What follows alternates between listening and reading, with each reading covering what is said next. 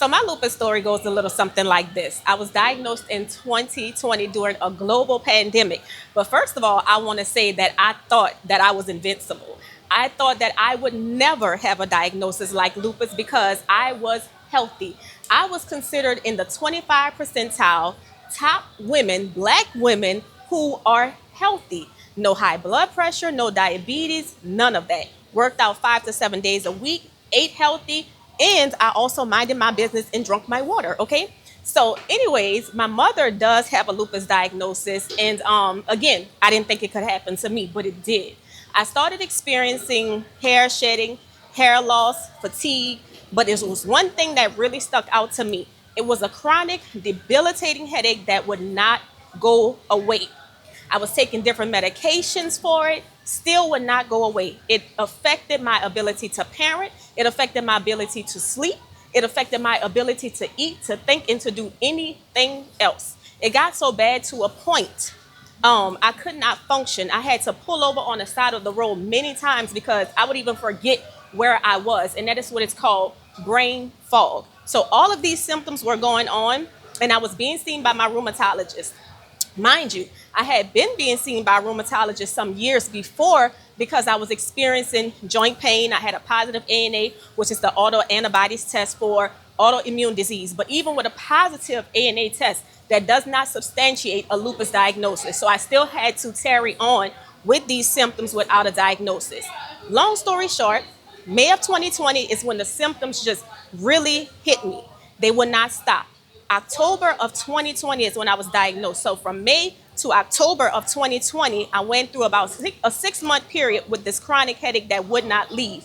Seeing a neurologist, being told that my vitamin D levels were low, so that's why I was having the chronic headaches. But even with the medications, it did not change. I knew deep down inside of me that something was not right. So I persisted and I was diagnosed with having lupus.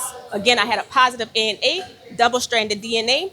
Also, that was positive, as well as my inflammatory markers were extremely high. C3, C4 complements, they were in a position as well. So long story short, again, this is how I got my official diagnosis of having lupus. I did experience the butterfly rash. One of the changes that I noticed with my skin was having a butterfly rash. I didn't quite understand it at the time because my doctor didn't have these sit-down conversations with me like, hey, here's what to expect. I didn't get a manual. My mother didn't have that particular symptom, so therefore I was not really aware. However, my community, and when I say community, I'm talking about like Facebook support groups, depending on others who had lupus that I knew about in the past that talked about their lupus story. I reached out to them and I found out what a butterfly rash was. And it can extend over the bridge of your nose to around your face, but mine ended probably about maybe right here.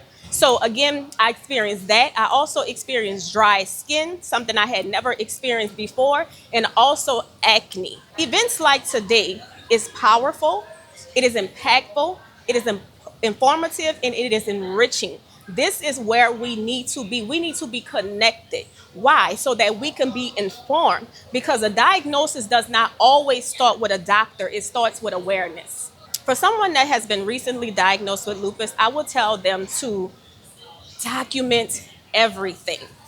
You know, advocacy is very important when you're navigating the healthcare system because it not only affects us physically, but it also affects us financially, emotionally, mentally, and spiritually.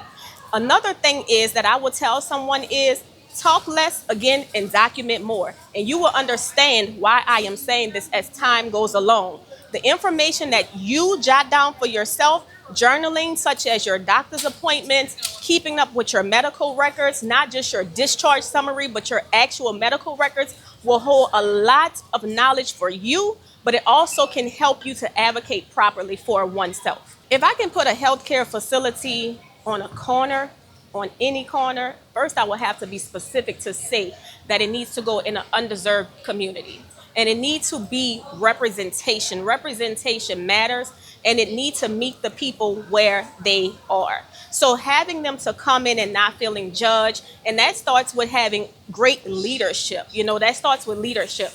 but I would have resources that is amicable for them to access, something that's easy, something that even having someone there on site with them to have them say, hey, if it's a QR code, because some people are not even familiar with a QR code. So having a QR code, showing them how to navigate, showing them how to read, because some people don't know how to read. We got to think about really taking it back to the basics. Hi, my name is Tamika Smith, and I am now included.